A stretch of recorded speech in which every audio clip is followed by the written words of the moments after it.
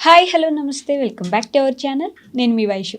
Cheating ఈ మధ్య కాలంలో ఆల్మోస్ట్ ప్రతి దగ్గర జరుగుతున్న చాలా ఈజీగా నార్మలైజ్ చేసేసిన ఒక పదం. కాకపోతే ఎమోషనల్ చీటింగ్ ఒకటి, ఫిజికల్ చీటింగ్ ఒకటి ఉంటుంది. ఏది డిఫరెన్స్ ఉంటుంది, ఏది ఎక్కువ హర్ట్ చేస్తుంది, దేనివల్ల ఎక్కువ ఇబ్బంది పడతారు, ఈ విషయం గురించి మాట్లాడడానికి ఈరోజు నాతో పాటు డాక్టర్ హరీష్ తెనేటి గారు ఉన్నారు, మోటివేషనల్ స్పీకర్. సార్తో మాట్లాడదాం. హలో స్వామి, నమస్తే. నమస్తే స్వామి, శరణమయ్యప్ప.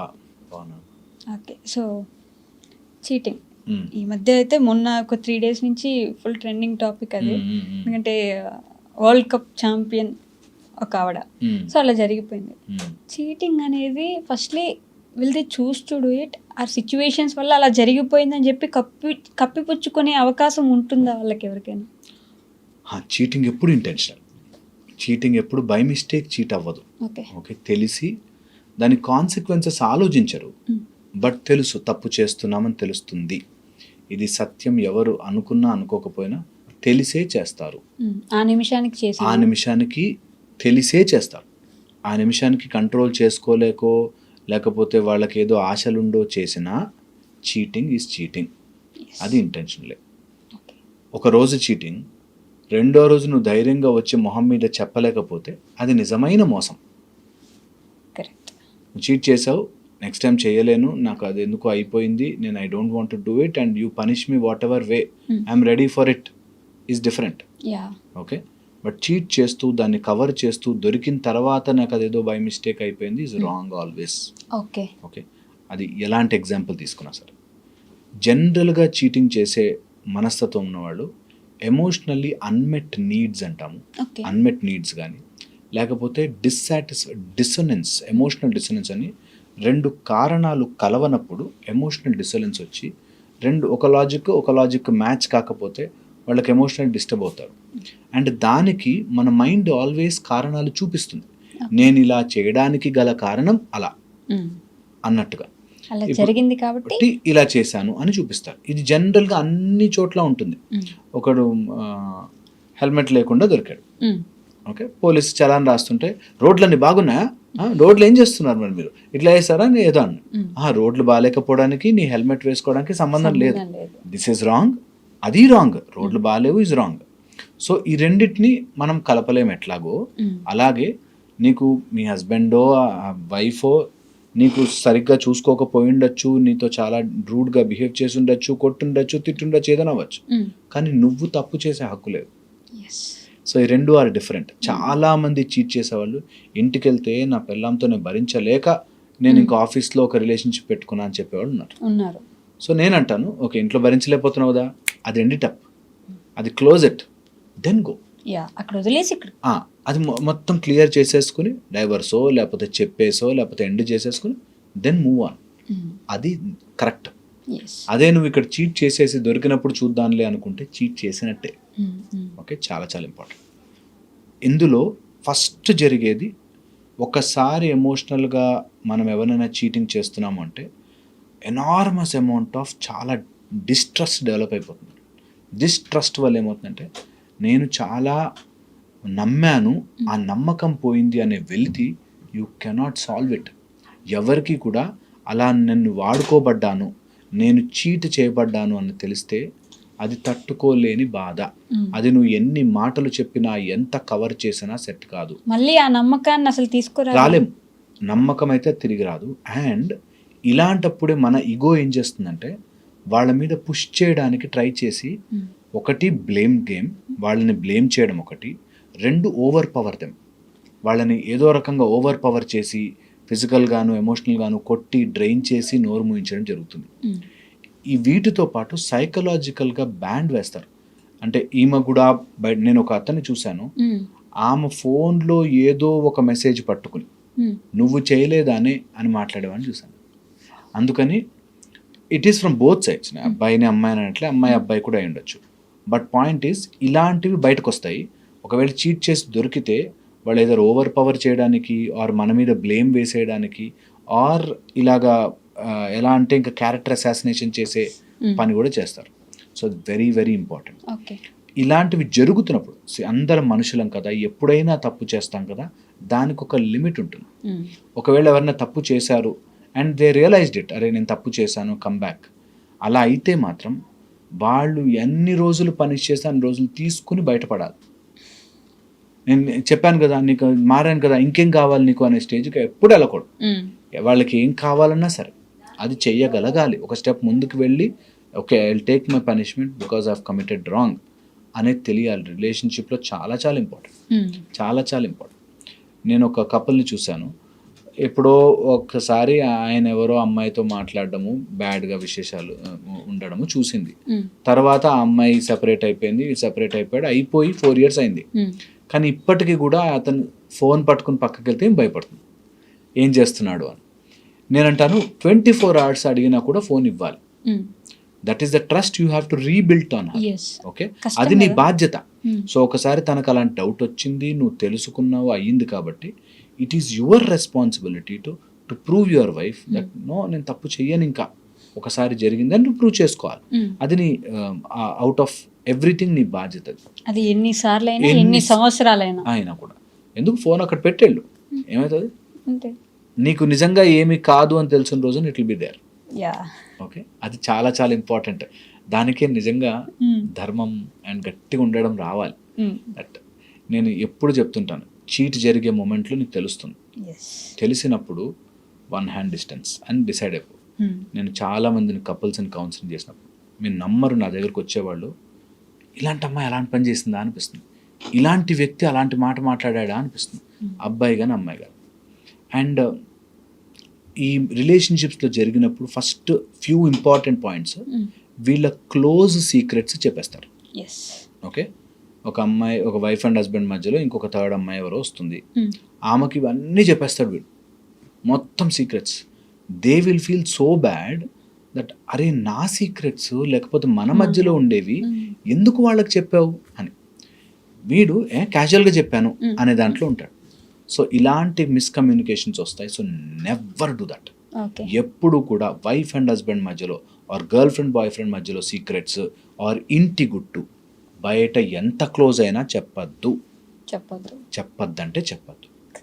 సెకండ్, వాళ్ళు ఎంత ప్రేమమూర్తులైనా సరే నువ్వు ఒకసారి ప్రేమించాక 1 hand distance. ఏదన్నా కానీ ఆఫీస్లో నిజంగానే అత్యద్భుతమైన అమ్మాయో అబ్బాయి ఉన్నా నాకు పెళ్ళింది బాస్, ఎంతైనా నేను అడ్మైర్, బ్యూటిఫుల్, చాలా బాగుంటుంది, చాలా బాగుంటాడు, అడ్మైర్, ఏదున్నా సరే 1 hand distance.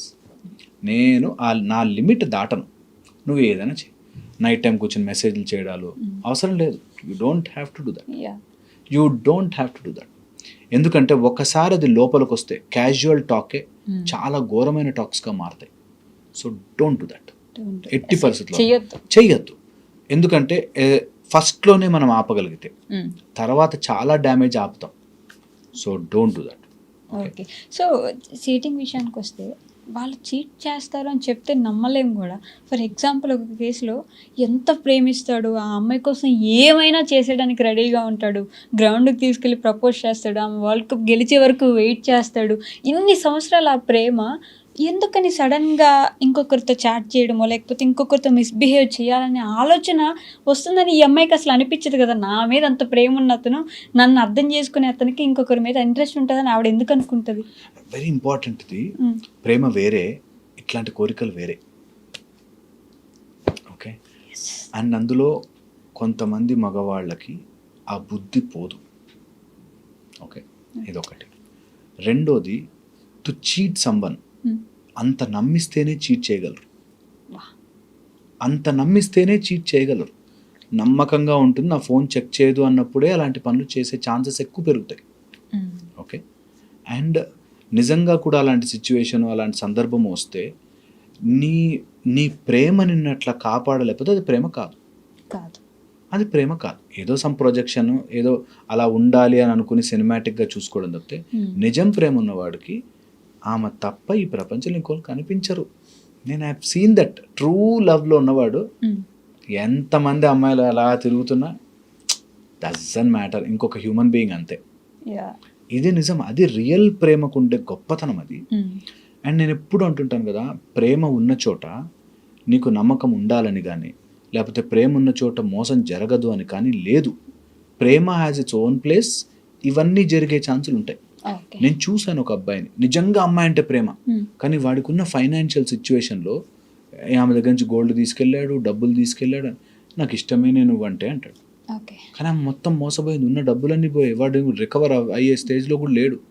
ఇష్టపడ్డాను సార్, ఏం చేయాలంటాడు. నో, ప్రేమ వేరే, ఇష్టపడు, దూరంగా కూడా ఇష్టపడు, కరెక్ట్. వదిలిపెట్టు ముందు అలాంటి వాళ్ళని. ఎందుకంటే ఇంట్లోంచి డబ్బు తెచ్చేసింది, బంగారం ఉంటే బంగారం ఇచ్చేసింది, వాడు ఇంకా కూడా అదేదో యాప్స్లో పెట్టేసేసి డబ్బులు వచ్చేస్తాయి. ప్రేమిస్తున్నా సార్, ఏం చేయాలి సార్, సపోర్ట్ చేయాలి కదా అంటే, అదేం support, should not do that. అక్కడే నువ్వు యాజ్ ఎ పర్సన్ నించోగలగాలి. అండ్ గాడ్ అలాంటి ప్లేస్తోనే చెక్ చేస్తాడు అనిపిస్తుంది నాకు, that where you are vulnerable, అక్కడ కొడతాడేసి నువ్వు నిజంగా కూడా నిలబడగలవా. నీకు అలాంటి సందర్భం వస్తే, అలాంటి తప్పుడు పని ఏంటి, నా బాయ్ ఫ్రెండ్, నా గర్ల్ ఫ్రెండ్ డ్రగ్స్లోనో లేకపోతే బెట్టింగ్ యాప్స్లోనో లేకపోతే ఇంకోటి దేంట్లోనో వ్యసనాల్లోనో పడిపోతే I will not do this. నాకు నీ మీద చాలా ప్రేమ ఉంది, doesn't mean that I will support your non sense అనేది నిల్చోగలగాలి. ప్రేమ ప్రేమ అనే పేరుతో వీక్ అయిపోకూడదు. కౌరవులకి వాళ్ళ తల్లిదండ్రులు చేసినట్టుగా ఒప్పుకూడదు. మనం పాండవుల సైడ్గా ఉండాలి, మనం కరెక్ట్ మార్గంలో ఉండాలి అనేది నిజం. ఓకే, ఇది తెలుసుకోవాలి.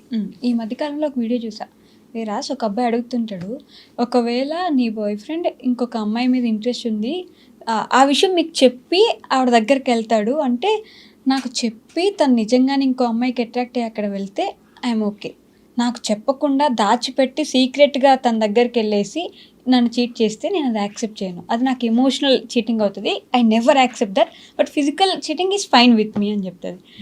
అసలు దీన్ని ఎలా చూడాలి? చాలా తప్పు. బట్ ఒక at least 1 point as a therapist నేను 1 పాయింట్గా అట్లీస్ట్ చెప్పడం వరకు యాక్సెప్ట్ చేశాడు, చెప్పింది విన్నాడు, ఈజ్ గుడ్ కమ్యూనికేషన్.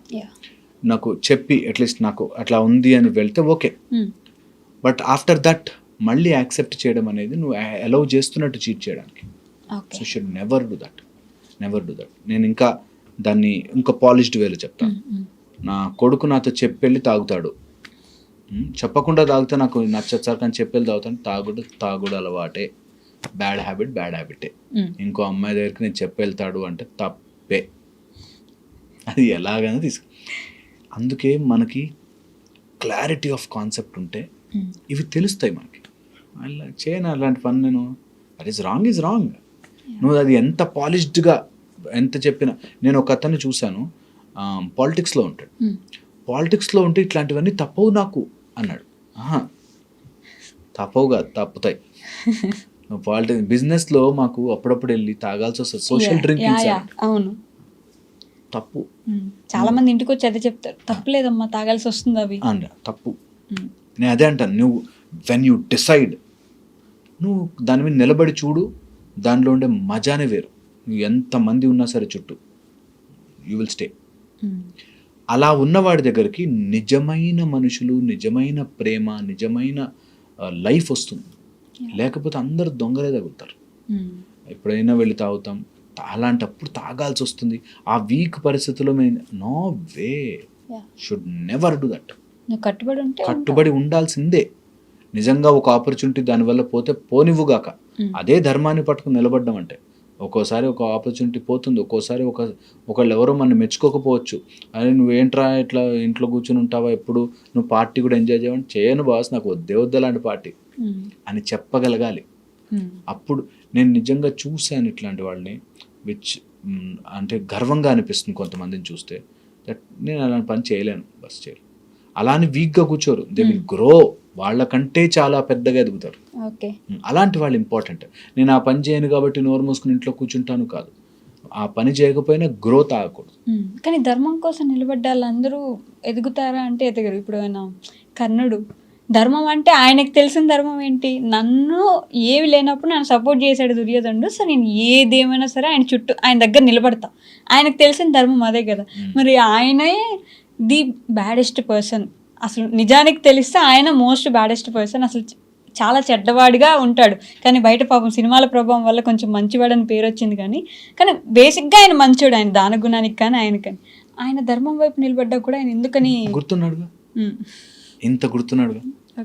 ఓకే అందుకనే అంటే అట్లీస్ట్ ఇన్ గుడ్ బుక్స్ దానకర్ణుడు, కర్ణుడు ఏదన్నా అనుకుంటే ఇస్తాడు.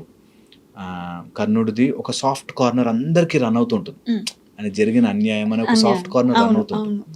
అండ్ కర్ణుడు చావడానికి కూడా స్వామి శరణమయ్యప్ప ఎన్ని కారణాలతోనూ కదా, ఎన్నో కారణాలు కలిస్తే, భూదేవి, అటు శాపము, అటు ఎన్నో రకాలు కలిస్తే తప్ప. సో ధర్మాన్ని పట్టుకున్నవాడు ఎప్పుడు చెడిపోలేదు ఖచ్చితంగా. మనం చూడమేమో కానీ చెడిపోలేదు. అండ్ శ్రీకృష్ణ పరమాత్ముడు అంతటి వాడే పక్క నుండి లేదు చూడు, చెక్ చేసుకుని చూసుకో అని చెప్పాడు. అంటే నిజంగా కూడా కర్ణుడికి ధర్మం ఎవరు పట్టుకున్నా సరే అది నడుస్తుంది. కానీ ధర్మం ఎటు సైడ్ ఉంది అన్నది ఇంపార్టెంట్. నువ్వు చెడు సైడ్గా ఉంటే, చెడు మార్గములో ఉంటే అది నో అని చెప్పగలిగిన రోజున నీకు ఇంకా సద్గతి వస్తుంది. లేకపోతే నువ్వు రాంగ్ ట్రాక్లో పట్టి వెళ్తూనే ఉంటావు. దానివల్ల ఎంత డిస్ట్రక్షన్, ఒకవేళ కర్ణుడే నో ఇది తప్పు అని చెప్పుంటే అసలు అంత యుద్ధానికి వెళ్ళే అంత ధైర్యం ఉండేది కాదు.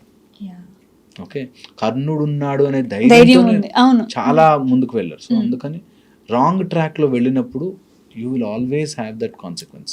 అండ్ ఏదో రోజు, ఇది చాలా important point what you take, మన లోపల ఉండే బాధని మనము దెబ్బ తగిలింది 2 రకాలుగా మారచ్చు మనం. ఒకటి ఆ బాధని తీసుకుని నేను ఈ బాధలోనే బ్రతుకుతా అని, ఒకటి ఆ బాధని తీసుకుని నేను దీని నుంచి ఎదుగుతాను అని. నువ్వు ఎదిగే మార్గం ఎంచుకోవాలి ఎప్పుడు కూడా.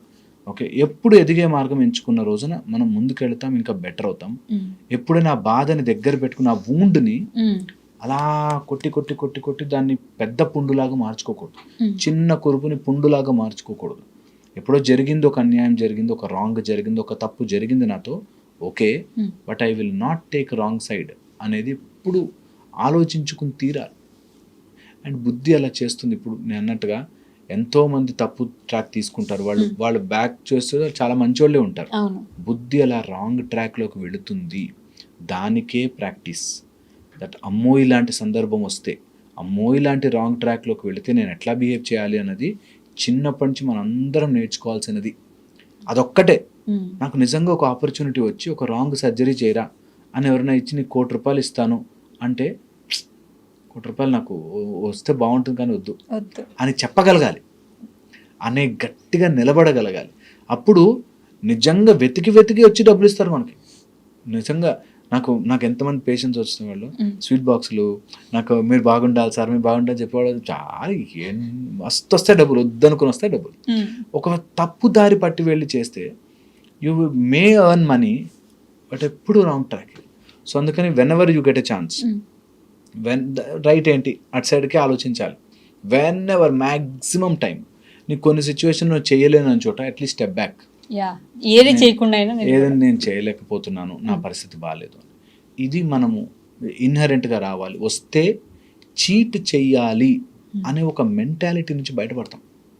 చీట్ చేశానా, తప్పు చేశానా, సర్లే కవర్ చేసుకుందామని అనేది రాదు. సో ఇది everyone should know. Okay, thank you so much.